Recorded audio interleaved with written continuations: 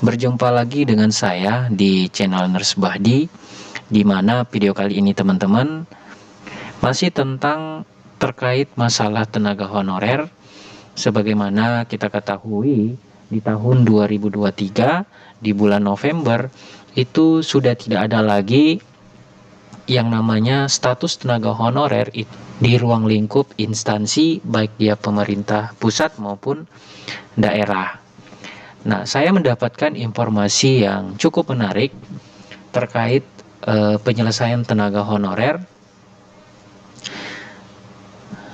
Namun seperti biasa teman-teman yang baru menemukan channel kami, yang baru bergabung, silahkan tekan tombol subscribe dan aktifkan lonceng notifikasi agar teman-teman selalu mendapatkan info-info terupdate dari channel kami. Nah, informasi yang saya dapat adalah tenaga honorer yang tidak lulus P3K akan mendapatkan uang pisah. Jadi akan mendapatkan uang pisah. Namun kira-kira teman-teman tenaga honorer ini setuju atau tidak? Sebelum teman-teman meninggalkan komentar di video ini, ada baiknya teman-teman mendengarkan informasi yang akan saya bacakan. Jadi nanti silahkan teman-teman menanggapi di kolom komentar. Jadi judul informasi adalah uang pisah buat honorer, tidak lulus P3K, honorer langsung dikasih duit.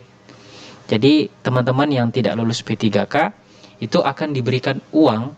Nah, pengangkatan tenaga honorer menjadi pegawai pemerintah dengan perjanjian kerja adalah salah satu opsi agar selamat dari penghapusan. Tidak heran seluruh tenaga honorer ikut berdesakan dalam seleksi P3K tahun kemarin. Namun yang menjadi masalah saat ini, ada para tenaga honorer yang tidak lulus atau tidak memenuhi syarat untuk mendaftar P3K. Secara tidak langsung, kategori honorer ini tidak punya pilihan lain kecuali dirumahkan. Oke teman-teman ya, cukup jelas ya.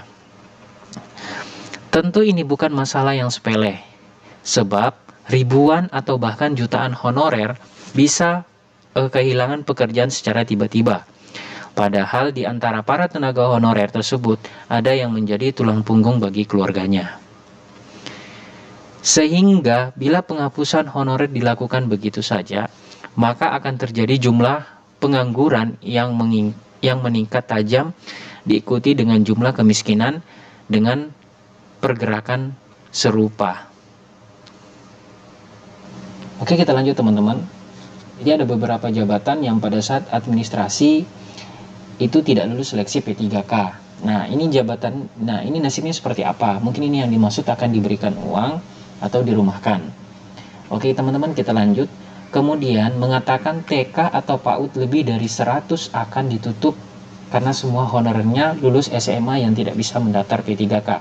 Mungkin ini yang dimaksud tidak lulus administrasi karena lulusan SMA.